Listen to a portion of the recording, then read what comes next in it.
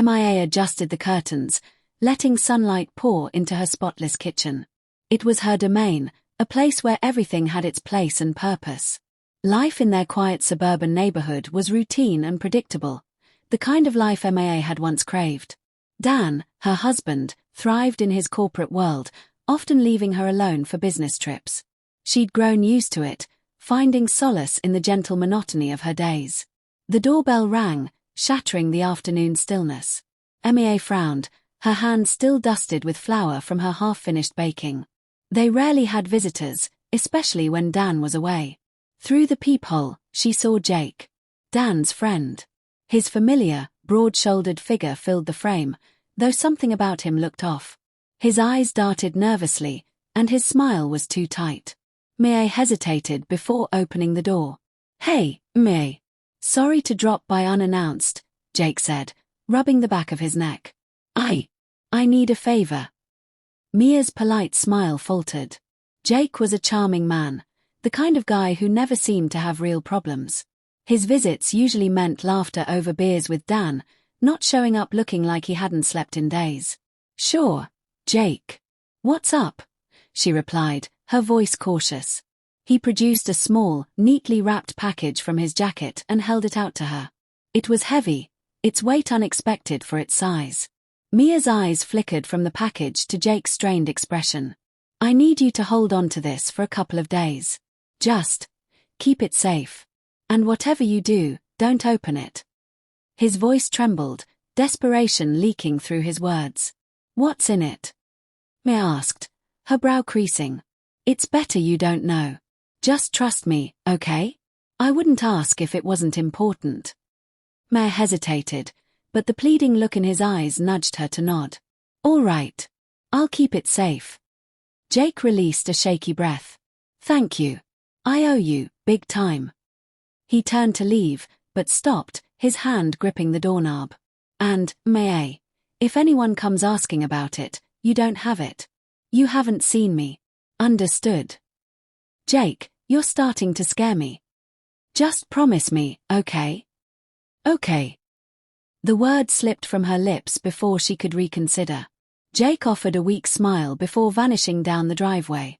Mia stared at the package now resting on her kitchen counter, its presence suddenly too large for the tidy room. What had she just agreed to? She glanced at her phone, tempted to call Dan and explain the strange encounter. But Dan was away on business, and her message would likely go unanswered for hours. No, this was her problem now. And despite the anxiety curling in her stomach, Mia told herself it was just a harmless favor for a friend. Yet the package sat there, daring her to prove herself wrong. The package hadn't moved from the kitchen counter, but it seemed to grow larger with each passing day. Mia tried to ignore it, occupying herself with chores and shallow conversations with neighbors. Yet, her eyes kept drifting toward the tightly wrapped box, its mere presence unsettling. Jake hadn't called. 3 days had crept by, and the silence was unbearable. Mia's initial concern had swelled into something far more potent, curiosity tinged with dread. She toyed with her phone, scrolling through her contacts until Jake's name stared back at her. She dialed, her breath held tight in her chest. 1 ring. 2. Then straight to voicemail. "Jake, it's Mia. Just wanted to check if you're okay and when you plan to pick up your package. Call me back, please." Her voice sounded small, even to herself. She hung up, frustration simmering beneath her skin. Why leave something so mysterious with her and then disappear? Worse, why had she agreed to it in the first place? The polite obedience that kept her life orderly now felt like a trap. The third night brought dreams. Nightmares of faceless figures clawing at her door, their voices low and menacing. She woke up drenched in sweat, the darkness of her bedroom feeling thick and suffocating. It was just a dream, she told herself, but sleep wouldn't return. Morning came with heavy clouds and a restless energy Mia couldn't shake. The package glared at her from its perch on the counter. She'd moved it twice, but it always seemed to end up back in plain sight. Mia busied herself with breakfast, though her appetite was absent. Her fingers drummed against the countertop, her nerves stretching thin. Maybe Dan would know something. She shot him a text, trying to keep it casual.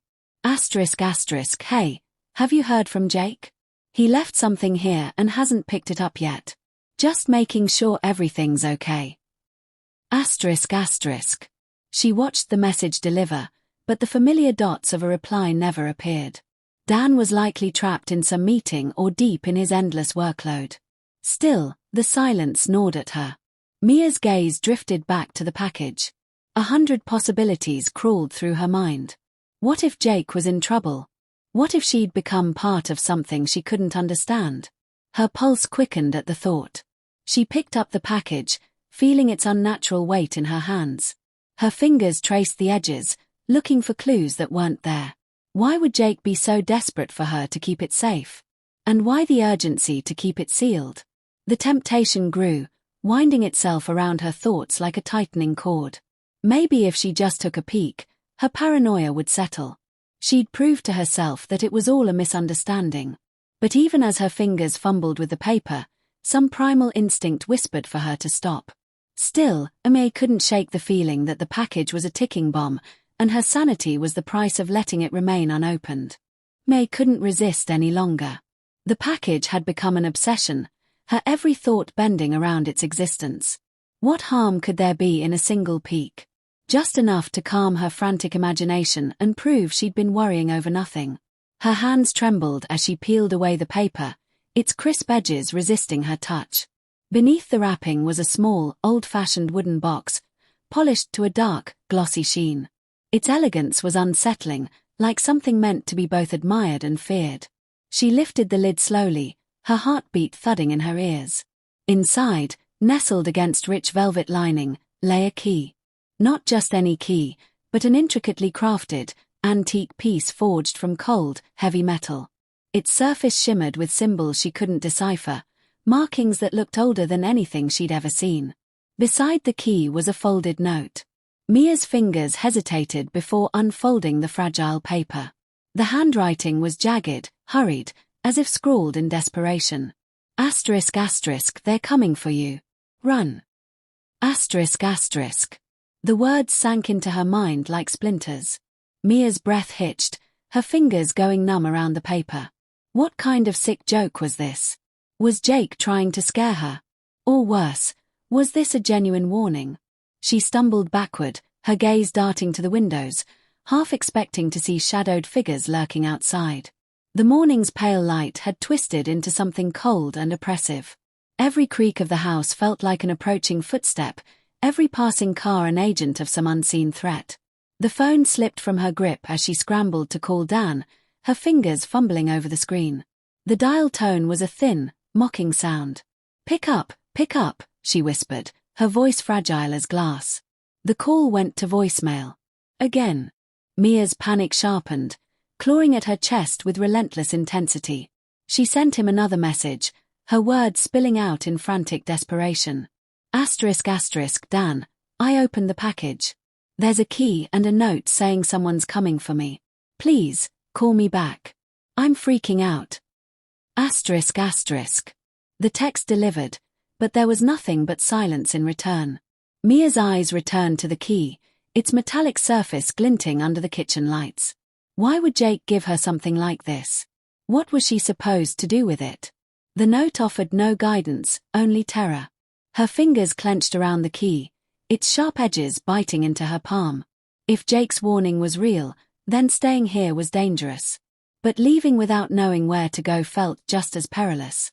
The walls of her home, once comforting, now felt like the closing jaws of a trap. And with each passing second, May became more certain that something was coming for her. Mia's phone jolted to life, its shrill ring tearing through the silence. She snatched it up, her voice shaking as she answered.